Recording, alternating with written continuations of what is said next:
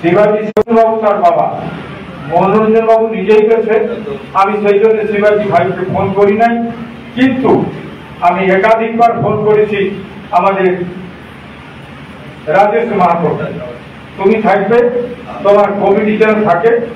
ও বলেছে আমার পরীক্ষা আছে দাদা, আমি পরীক্ষা নিয়ে আমি আপনার সঙ্গে দেখা করবো। আমার সঙ্গে দেখা করার আগে তার কমিটি আসা উচিত ছিল, কিন্তু আসে না। আমি এখন একটা কথা হচ্ছে যে আমরা মুরগুমাতে ডাক দিয়েছি, সেই ডাকটা হচ্ছে আমরা বলেছি প্রচারটা এই বছর সবচেয়ে বেশি আছে মিডিয়াতে, পেপারে, টোটাল ঝাড়খণ্ড উড়িষ্যা পুরো পেপারে দিয়েছে 100 জায়গায় রেল দেখা হবে, 100 জায়গায় রেল দেখা হবে। এইখানে কি মাদার বডি, কি মহিলা কমিটি, কি যুব কমিটি, আদিবাসী কুর্মী সমাজের প্রত্যেকটা কমিটিকে নিরন্তর প্রচেষ্টার মাধ্যমে যেতে হবে। আর আমি বলবো এখানে আমাদের মাঝে কিছু বিভেদ আছে, যে কথাটার উত্তর আমি এখনো দিতে পারি নাই, যে কথাটা অত্যন্ত দুঃখের সাথে অনুপ ভাইকে বলল আমাকে খারাপ লেগেছে, কারণ একাধিক ক্রমে 3 বার মিটিং করার পরও আজও কিন্তু ঠিক করতে পারা হয় নাই ওর কথাটা খাঁটি।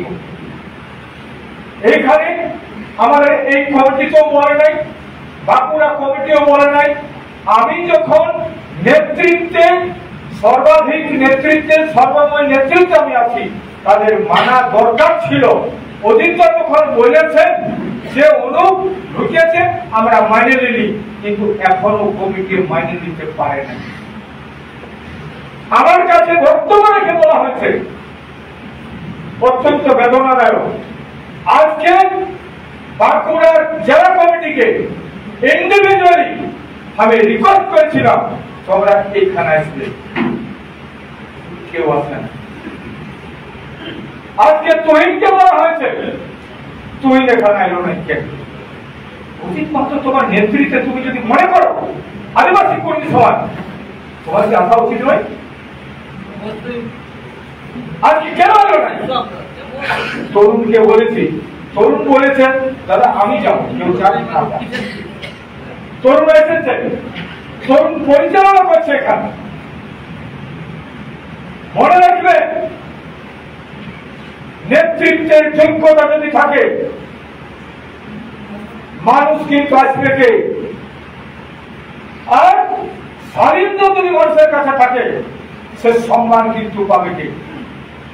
আর নিজেদের মধ্যে ডিফারেন্সিয়ালিটি, বৈষম্যমূলক আচরণ আর বৈষম্য করার চেষ্টা করে, আর চাওয়াকে যদি কিছু আশ্রয় নেওয়া যায়, চাওয়াকে তিনি মহৎ কাজ কোনদিন করেন জীবনে।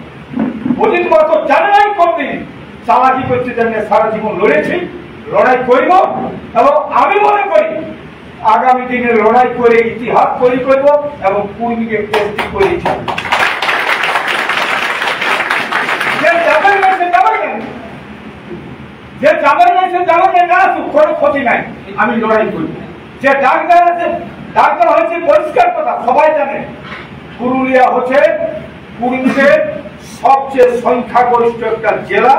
আর কুর্মী নেতৃত্বকে যদি বাঁচায় রাখতে হয়, পুরুলিয়া যদি ঠিক থাকে গোটা বেঙ্গল ঠিক থাকবে, গোটা বেঙ্গল ঠিক থাকলে ঝাড়খণ্ড ঠিক থাকবে, গোটা উড়িষ্যাও ঠিক থাকবে। আমার পুরুলিয়া সংগঠনে কোন রকম ভাবে চুক্তি নাই, এবং আগামী দিনে যেটা বলা হলো যে কর্মসূচিগুলো ঘোষণা করা হয়েছে 100 জায়গায় রেল দেখা, আমার পুরুলিয়ায় স্টেশনের কোনো দাম নাই, স্টেশনে করে বসবো না, জেঠির মনে করবো।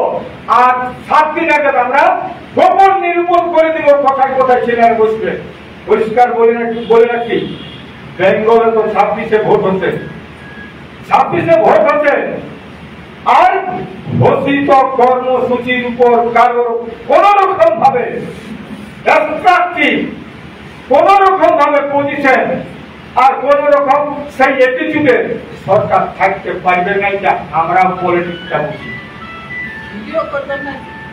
100 জায়গায় 1000 করে যদি ছেলে থাকে, 1000 করে যদি ছেলে থাকে, মনে রাখবেন গ্র্যান্ড সাকসেস হবে।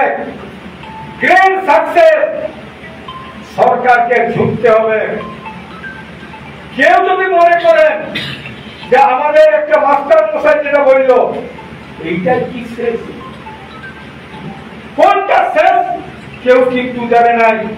যেদিন মহাত্মা গান্ধী কংগ্রেস করেছিল 3 বার বলেছিল মরেঙ্গে করেঙ্গে, 3 বার বলেছিল।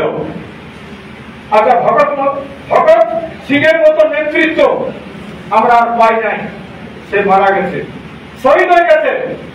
দেশ কিন্তু স্বাধীন হইল, ও কিন্তু স্বাধীনতা দেখতে পাই নাই। ক্ষুদিরাম স্বাধীনতা দেখতে পাই নাই, বিনয় বাদল দীনবন্ধু সেনেরা স্বাধীনতা দেখতে পাই না। মনে রাখবেন আমাদের বিনোদ বাবু যে ঝাড়খণ্ড মুক্তি মোর্চার জন্মদাতা, সেও কিন্তু ঝাড়খণ্ড রাজ দেখতে পাইল না। অজিত মাহাতো দেখতে নাই, নাও পাতে পারে, কিন্তু মনে রাখবেন এসটি তো হচ্ছেই, এসটি হচ্ছেই। যুব সমাজের কাছে একটা আবেদন আমার, আমি কখনো কোনোদিন এই বৈমাত্রীয় ভাবনা আমার মাঝে কোনোদিন থাকে নাই। কারণ এটা সবাই জানে যে পৃথিবীতে মানুষ আছে যে সবাই মরে যাবে। আন্দোলনের আদর্শের কিন্তু মৃত্যু হয় নাই, আদর্শের বার্ধক্য আছে না। আদর্শের বার্ধক্য আছে না, কারণ আদর্শ স্থান কাল পাত্র ভেদে, স্থান কাল পাত্র ভেদে তার অবস্থার পরিবর্তন হয়, তার সিদ্ধান্তের পরিবর্তন হয়, তার সিদ্ধান্ত যথাযোগ্য স্থানে যথা সময়ে যথারকম ভাবে তার ইমপ্লিমেন্টেশন আছে। আমি এখানে বলছি, আমরা যারা এখানে শিক্ষিত মানুষরা আছেন, আমাদের অনেক লোক আছেন যারা পড়াশোনা করেছেন, যারা শিক্ষকতা করছেন, যারা মাস্টারি করছেন, যাদের মধ্যে ইন্টেলিজেন্স আছে। একটা কথা বলছি, সব গাছটি মেকআপ হয়, সব ঘাটতির মেকআপ হয়, ইন্টেলিজেন্সের ঘাটতি কিন্তু মেকআপ হয়। আমাদের মাঝে যাদের পাণ্ডিত্য থাকবে, ইন্টেলিজেন্সি তবে ওর ব্যাখ্যা অনেক রকম আছে। একাডেমিক কোয়ালিফিকেশনের মাধ্যমে ইন্টেলিজেন্সির নিরূপণ হয়নি কখনো। আমরা যারা শিক্ষাগত যোগ্যতার কথা বলে তারা কিন্তু সেখানে নাও থাকতে পারে, কারণ পড়াশোনা অনেক রকম মাপকাঠি থাকে, যোগ্যতার অনেক মাপকাঠি আছে।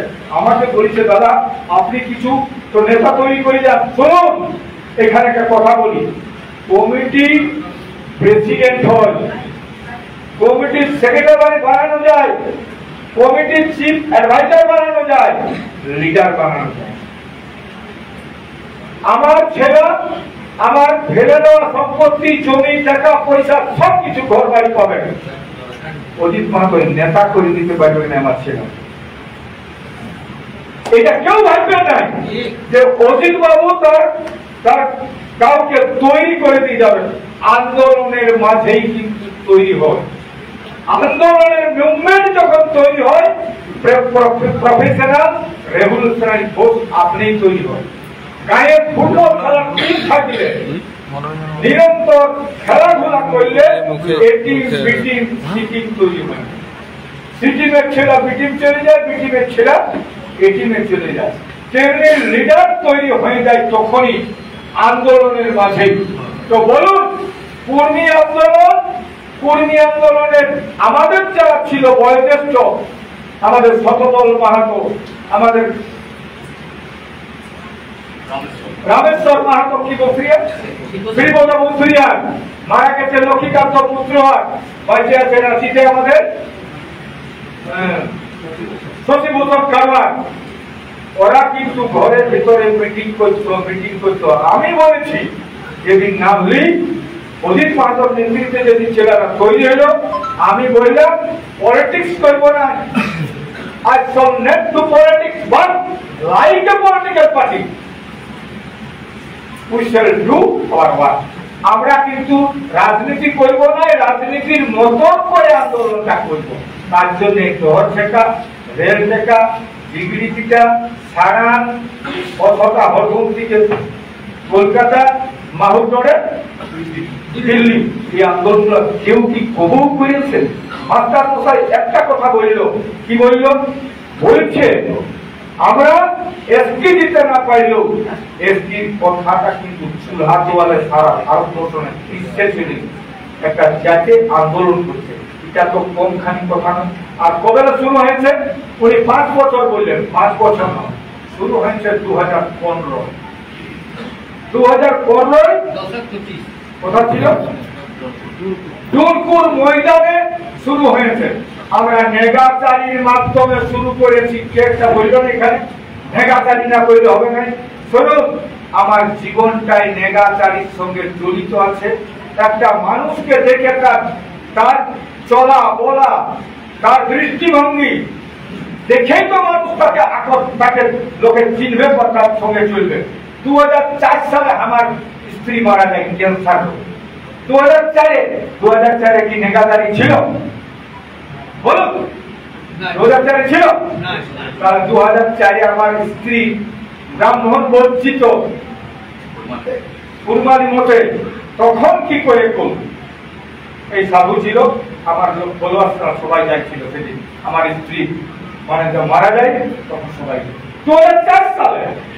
আর 2015 সালে শুরু করছি। যত মন্ত্রী ছিল, যত এমএলএ ছিল, যত সবাইকে হাত তোলা করেছিলি যে আমরা কিন্তু হিন্দু নয় এবং আমরা আগামী দিনে কি কি ছাড়বো, ব্রাহ্মণকে ছাড়বো, হাত তুলেছে সবাই। কোন প্রধান বিবাহের কেউ দিবে, হাত তুলেছে সবাই। সবাই বলেছিল আমরা আমাদের সংস্কৃতিকে বাঁচাবো। কিন্তু তার জন্য দেখা যায় তারপরে মারা গেল আমাদের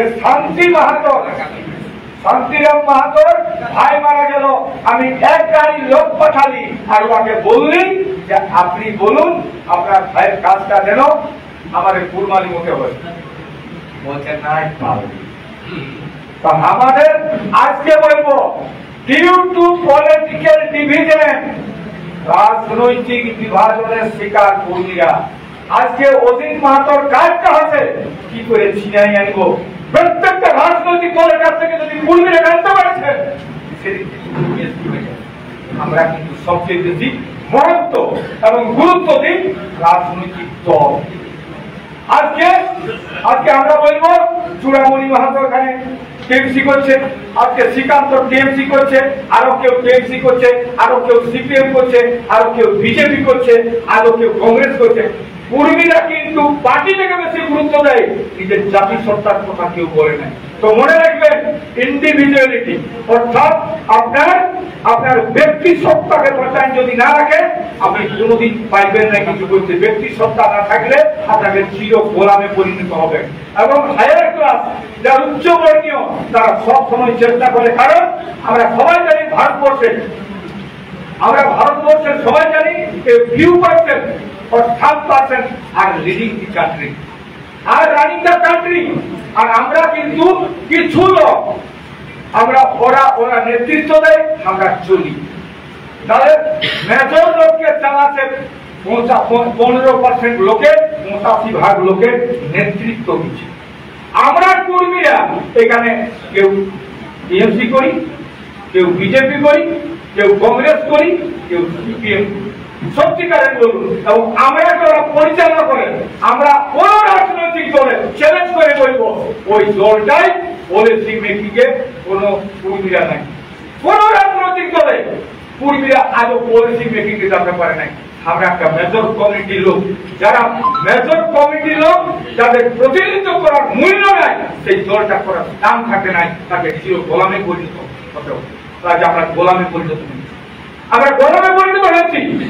আমরা কি করে আমরা নিজস্ব জাতিসত্তাকে বাঁচাবার জন্য চেষ্টা করি। জাতিসত্তা কিন্তু পরিষ্কার কথা, আমাদের মহান ব্যক্তিরা বলছে স্বতন্ত্রতা রক্ষা করতে না পারলে আপনি চিরতরে আপনার জেনোসাইড হবেন, আপনার জাতি জেনোসাইড হবেন, আপনার মেজর কমিউনিটি জেনোসাইড হবেন।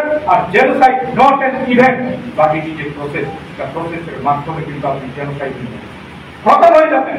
এই জেনোসাইড যাতে না হয় তার জন্য কিন্তু আমরা বলেছি বারবার এই যে আমাদের সত্যিকারের যারা খুব পড়াশোনা করেছেন, যারা শিক্ষিত ব্যক্তি আছেন, এখানে আমাদের ভাই এখানে যে ভাইটা আমাদের বক্তব্য রাখেন, শোনো চলে গেল না আছে। আমি তারা বলবো রিকোয়েস্ট করবো ওইটাই, যারা পড়াশোনা করছে বাচ্চারা মনে রাখতে হবে, আমরা আমাদের ভারতবর্ষের সংবিধান যদি বলা হয়, সংবিধানে পরিষ্কার লেখা আছে প্রিন্সিপাল অফ ইন্ডিয়ান কনস্টিটিউশন প্রথমে লেখা আছে একটা জাতির ভাষা ধর্ম সংস্কৃতি ভাষা বাঁচাতে হবে। তার আপনার কাছে আন্দোলন করতে কেন কি আর জবাব আছে? যারা আজকে আমাদের রাজনীতি দলের প্রতিনিধিত্ব করছে, যারা রাজনীতি করছে, তারা কি প্রশ্ন করতে পারেন আপনারা? আমরা কেন করছি? কেন কেন দেখবো? লজ্জা লাগে না? আমরা রেল দেখবো, আমরা বোম করবো, আমরা ডর দেখবো, কিসের জন্য? আজকে ভারতবর্ষ একটা স্বাধীন দেশ, সেই স্বাধীন দেশের নিজস্ব সংবিধান আছে, সেই সংবিধানে প্রথমে প্রিন্সিপাল অফ ইন্ডিয়া লেখা আছে, সেখানে একটা জাতির ভাষা ধর্ম সংস্কৃতি রাখছে। আমাদের আজকে সেটার অধিকার নাই। তারা কি আমাদের কেন রাস্তা দেখতে হবে? উত্তর নাই কোন প্রশ্ন, এই প্রশ্ন কেউ বুঝতে পারে নাই, এর উত্তর আমরা পাইনি।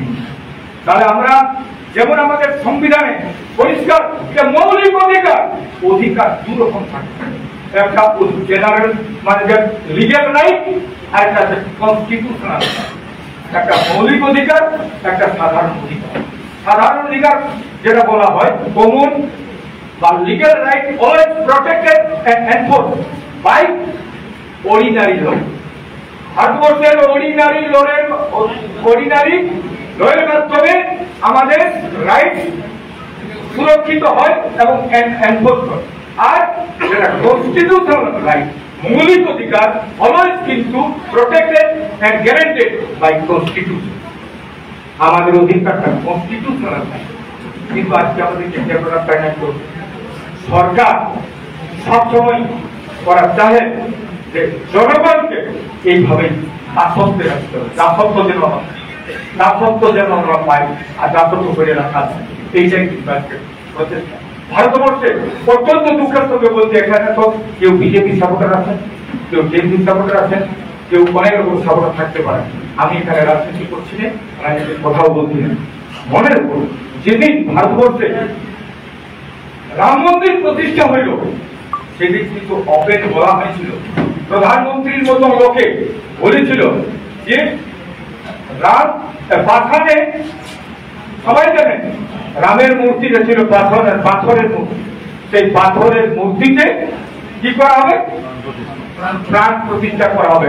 সারা ভারতবর্ষের বিজ্ঞানীরা সে ঢুকিয়ে কেনে ওরা যে পরীক্ষা নিরীক্ষা করছে, টাকা সেকশন বন্ধ হয়ে যাবে, সেই জন্য একটাও বলল না। আর এই পাথরের প্রতিষ্ঠা প্রাণ একটা রকম প্রতিবাদ করেছে। একমাত্র আমরা কিছু কয়েকটা আম্বেদকরবাদী দলে আমরা বিরোধিতা করছি, তারা ভারতবর্ষে কেউ প্রতিবাদ করে নাই। এই হচ্ছে ভারতবর্ষ।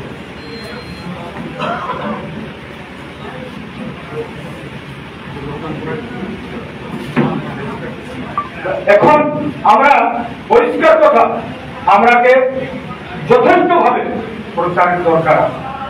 এই যে আমরা বলছি 100 জায়গায় করব, বেঙ্গলে করব কমসে কম 40টা জায়গায় বেঙ্গলে করব। বেঙ্গল কিন্তু আগামী দিনে ঠিক করবে। এবং আমি ইমিডিয়েট মিটিং যাচ্ছি উড়িষ্যায়, আরেকটা মিটিং যাচ্ছি ঝাড়খণ্ডে, দুটা স্টেটে মিটিং যাচ্ছে। 100 বেশি জায়গায় দরকার হলে করবো, কিন্তু কোন জায়গা নাই। কত সরকারের পুলিশ আছে সেই জায়গায় থাকে, পুলিশ প্রশাসন থেকে দেখা যাবে, কিন্তু ওটা করবো। তার আগে কিন্তু আমাদের টেস্ট পরীক্ষা যেমন হয়, আমি বেঙ্গলের জন্য বলেছি, এটা টেস্ট পরীক্ষার মতন।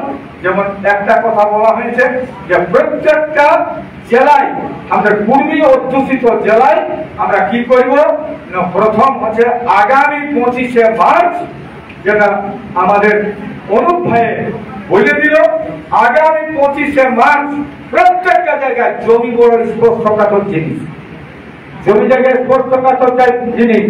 একটা লোককে জানি নাই আপনাদের আছে না নাই, একটা লোক 6 বছর 10 বছর গেছে, তাও কিন্তু তার রেকর্ড করাতে পারে। 25শে মার্চ হচ্ছে প্রথম, মানে আমাদের সেকেন্ডারি আর প্রাইমারি ডিআই, দুটা ডিআই আছে। প্রাইমারি ডিআই আপনাদের কত দূরে আছে? প্রাইমারি পাশাপাশি করে প্রাইমারি ডিআই আর সেকেন্ডারি ডিআই দুটাকে ইনফরমেশন হবে। আর সেদিন আমি বলছি আমাদের কমসে কম এগুলো হলো পুরুলিয়ায় করব। আপনারা যেটা বলছেন কমসে কম 50,000 লোকের গ্যাদারিং তার আগে হোক, এবং সবাই সবকে বলতে হবে আমাদের প্রাইমারি স্তর থেকে একদম মানে কলেজ ইউনিভার্সিটি পর্যন্ত কুরবানি পড়াশোনা হবে। আমাদের অত্যন্ত দুঃখের বিষয় ইউনিভার্সিটি ওই আমাদের প্রফেসর কি ভাই বটে সব ভাই ইউনিভার্সিটি তো হ্যাঁ আইআইটি তো ডক্টরেট বটে। আমি বলছি এরা জানো কত বেতন দেয় এই আমাদের যারা প্রফেসরি করে বা পড়ায় কুরবানি কত বেতন দেয় এটাকে? লজ্জার বিষয়, লজ্জার বিষয়। আমরা বলেছি এর আগে অ্যাসিস্ট্যান্ট প্রফেসর যে ইউজিসি যে নিয়ম সেই নন তারা কাঞ্চন অ্যাসিস্ট্যান্ট প্রফেসর আমরা সেই দাবিটা করছি। এই জন্য বলছি প্রত্যেকটা স্তরে কি করে কুরবানি পড়া হবে ওই দিনে কিন্তু সেই দাবিটা রাখবো। এই দাবি কিন্তু চলবে, সেটা আছে আগামী 25শে মার্চ। আর একটা যেটা আছে সেটা হচ্ছে 21শে এপ্রিল। 21শে এপ্রিল কিন্তু আমাদের প্রত্যেকটা মানে এডিএম ডিএলআর কে হাজার হাজার লোক দিয়ে আমরা তো কমসে কম মানে ওটা একদম চুলা চৌকা নিয়েই যাবো, উঠবো নাই আমরা। আর ওরা তো যে কোনো ডেপুটেশনে কি করে আপনাদের ডেপুটেশনে আপনার দাবিটা পাঠান, এটা বলেন তো পাঠাই কাকে দিবে সে যেমন আসেই না, যাকে পাঠাই যায় তাকে জানাইতে হবে, তাকেই বলতে হবে এইখানে ও পাঠাপাঠির সব থাকবে না। এইবারে ওই রকম দাবি নিয়ে আমরা বুঝবো সবাইকে গায়ে গায়ে প্রত্যেকের কাছ থেকে নিজস্ব গ্যাস, নিজস্ব চুলা চৌকা, নিজস্ব রান্না করার সামগ্রী সবকিছু নিয়ে যাবে ওইখানে। যখনই নাই ভর সেদিনে যেন বুঝতে পারে এরা উঠছে। এই আন্দোলনগুলো ইতিহাস তৈরি করতে হবে, কারণ সরকার দেখতে পাচ্ছে না, সরকার সবসময় অন্ধ হয়ে যায়। যারা সরকারে থাকে তারা কিন্তু অন্ধ হয়ে যায়।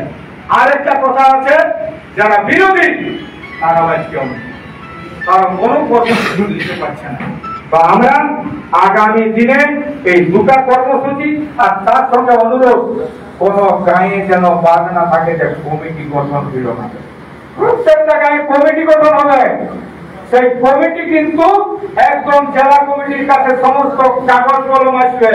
আমি তো বলবো প্রত্যেকটা ল্যাপটপে তৈরি হোক, আমরা যেন টিপলে বুঝতে পারি একদম যে কোন গায়ে কমিটি হয়েছে, কারা নেতৃত্ব আছে, সব যেমন টিপলে পাওয়া যায়।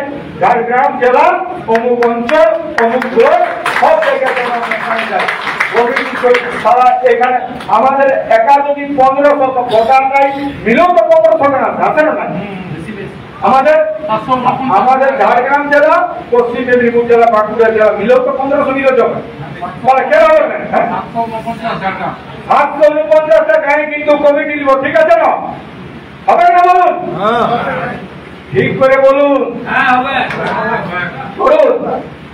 ধরুন আছে এখানে। আর আমি বলবো এইটা সত্যিকারের যদি একটা সংগঠনের দুলোক দুদিকে টানাই তাহলে বলে নাই ছিটবে, আর নাই তো কি বলে ওটাকে জুয়াইন ভাঙবে, হবে না? নাই তাহলে জুয়াইন ভাঙার ব্যবস্থা কি করবেন আপনারা? জুয়াইন ভাঙার ব্যবস্থা নাই, সেই জন্য অজিত মাহমুদা হাইলিয়া বসে বাবা জুয়াইন ভাঙলে গোলমাল হবে আর সব ছিটলেও গোলমাল হবে। এই জন্য রিকোয়েস্ট করবো জুয়াইন যেমন না ভাঙে, জল যেমন না ছিটে। আগামী দিনের লড়াই একটা তুঙ্গে পরিষ্কার কথা। ঝাড়গ্রাম এমন একটা জায়গা আছে কমসে কম মিডিয়া তো এখানে সবচেয়ে বেশি প্রখর আছে। ঝাড়গ্রাম এলাকায় মিডিয়াটা সবচেয়ে বেশি আছে, জুট মিডিয়ায় প্রচার সঙ্গে সঙ্গে হয়ে যায়, আজকের খবরটাও সঙ্গে সঙ্গে হয়ে যাবে। আগামী দিনে আজকে আমরা বলবো, আমি আমাদের সভাপতি আছে মনোরঞ্জন মাহাতো, আজকে মনোরঞ্জন বাবুকে বলবো আগামী দিনে যে আমাদের প্রোগ্রাম এই শুরু হইল আমাদের কি হবে বিগ ব্যাংকের হলে আগামী কর্মসূচিকে বাস্তবায়িত করার লক্ষ্যে আমরা এখানে শপথ লিখি। আর এইখানে বলবো আমার শিবাজি ভাই আর কি সঙ্গে হ্যাঁ শিবাজির সঙ্গে দুজন শিবাজি আর কি না আছো না শিবাজি শিবাজিকে বলবো আর ওর সঙ্গে আজকে তোমাদের কি দরকার যোগদান করো। এবং এইখানে আমি বলবো আমাদের তরুণ ভাই আছে, তরুণ ভাইকে আজকে বুকে নিয়ে আজকে পরিষ্কার কথা, আগামী লড়াই, আগামী আন্দোলন, আগামী কমিটির জন্য তোমরা দুজন এসো। শিবাজি আর তোমার প্রদীপকে দেখো, প্রদীপ কই? প্রদীপ তোমরা এসো। এখন কথা আছে কোন রকম ভাবে আমি কার্পণ্য মনে করলি না এদের বক্তব্যে, এরা কোনো কার্পণ্য নাই হোক, এদের বলি, এদের ভাবনা, এদের চিন্তায় আজকে এদের দর্শন থাকুক আর খ্রিস্টান থাকুক, জনজাতি কর্মী সমাজ আজকে মানে কোনো কন্ডিশন নাই।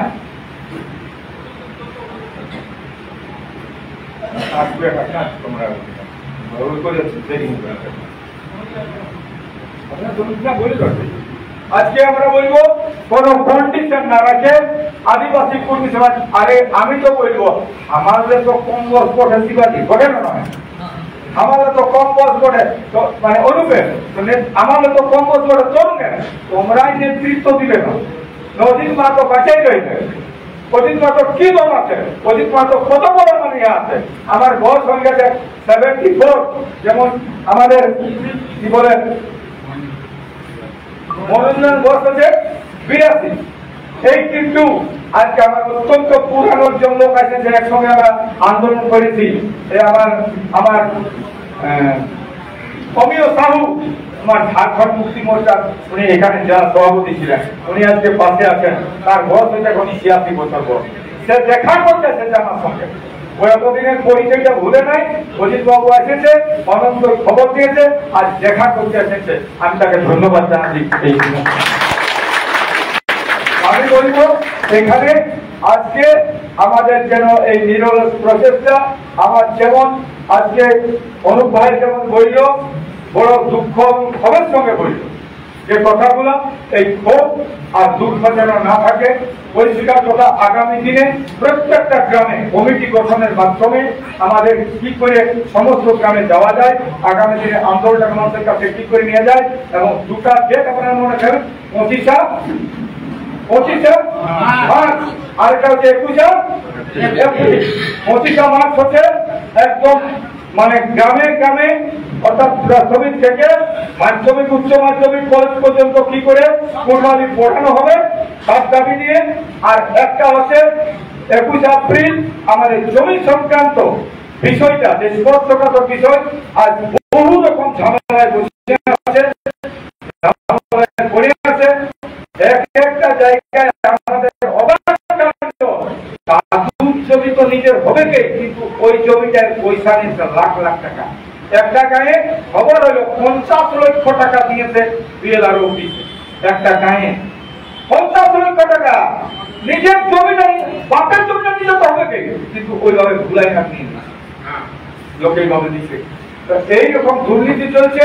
এই দুর্নীতি ভূগোল ভাষা হচ্ছে একমাত্র হচ্ছে বিএলআর অফিস, যাদের দেখার কথা ছিল কিন্তু দেখতে পাই নাই শাসক দল।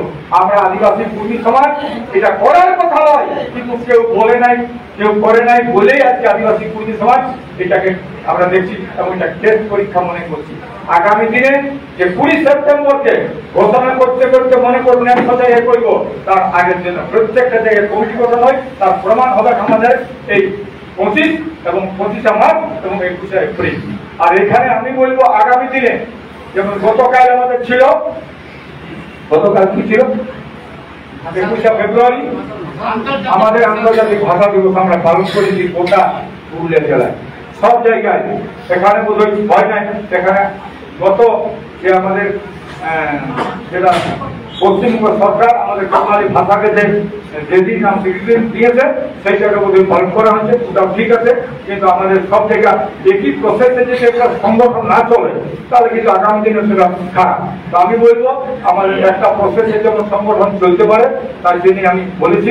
এবং আমি এখানে স্বাগত জানাচ্ছি আমাদের তার কথাবার্তা, আমাদের শিবাজি ভাই এবং প্রদীপ মাহাতো, তারা যেন আমাদের আগামী কর্মসূচিতে তারা নিজেরা বলেছে এবং নিজেরা স্বীকার করে আজকে তারা নিশ্চয়ই আদিবাসী কর্মী সমাজ তার যথাযোগ্য সম্মান অবশ্যই দিবে, একথা ঠিক রাখি। এবং তাকে বলবো আপনারা মাইকের মাধ্যমে আপনার কথাটা ঠিক, কথাটা যেটা আমরা বলেছি সেটা কথাটা ঠিক, কিন্তু কথাটা আমি শুধু একটা সত্য করে বলছি, অন্য কিছু ভাবে নেবেন না। অজিত ঠাকুর নেতৃত্বে প্রথম থেকেই ছিলাম এবং এখানে 2015 সালে হয়েছিল না, এখানে এই জেলা কমিটিটা হয়েছিল, এখানে প্রথম, কোনো অসুবিধা নেই। কিন্তু আমি সবাইকে বলছি, আমি অজিত বাবুর নেতৃত্বে আমি কেন, আমরা সবাই আছি একদম, মানে এটা নিয়ে কোনো শপথ করেই বলছি আছি ওখানে।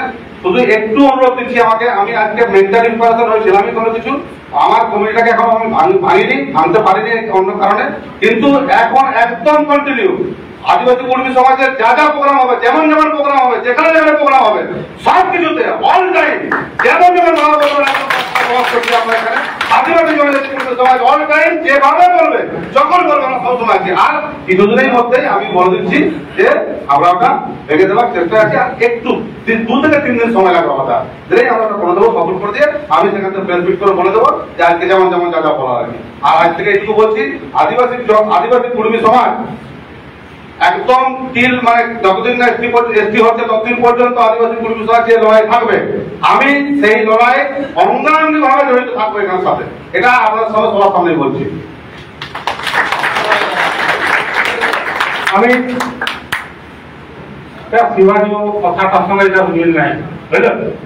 তখন একরকম বললে এখন একরকম বলছি না, একদম ঠিক কথা। তাহলে এত লোকের ভোলা হয়েছিল আমি বলছি নাই, কিন্তু আর একজন আমাদের এই পরিবেশের জন্য পেপার মিল ইউনিটটা এসেছিল, ওদের সামনে কথাটা বলতে পারিনি শুধু এই কারণে, কিন্তু এত লোক প্রায় 150 থেকে 200 লোক আপনারা আছেন এখানে, তো মাইকে তো মিথ্যা কথা বলছি না একদম। এই যে আমার বাবা আছেন এখানে, আরো লোক আছে, ওই যে সৌগত আছে আমার এখানে, আমার সমস্ত জানা লোকগুলো আছে, সবার সামনে বলছি আমরা একদম এখানে যোগাযোগ দিব, কোনো অসুবিধা নাই। এটা আপনার সামনে তো সবার সামনে বলে গেলাম।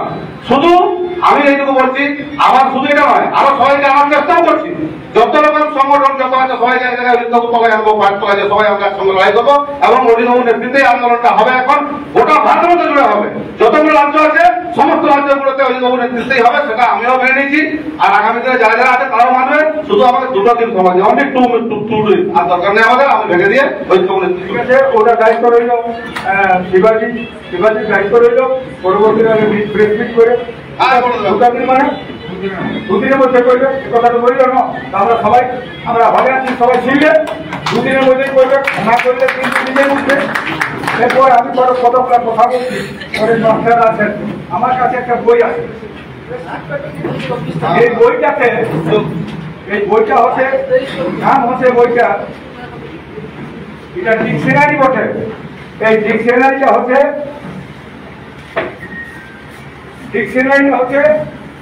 Dictionary of law and other terms.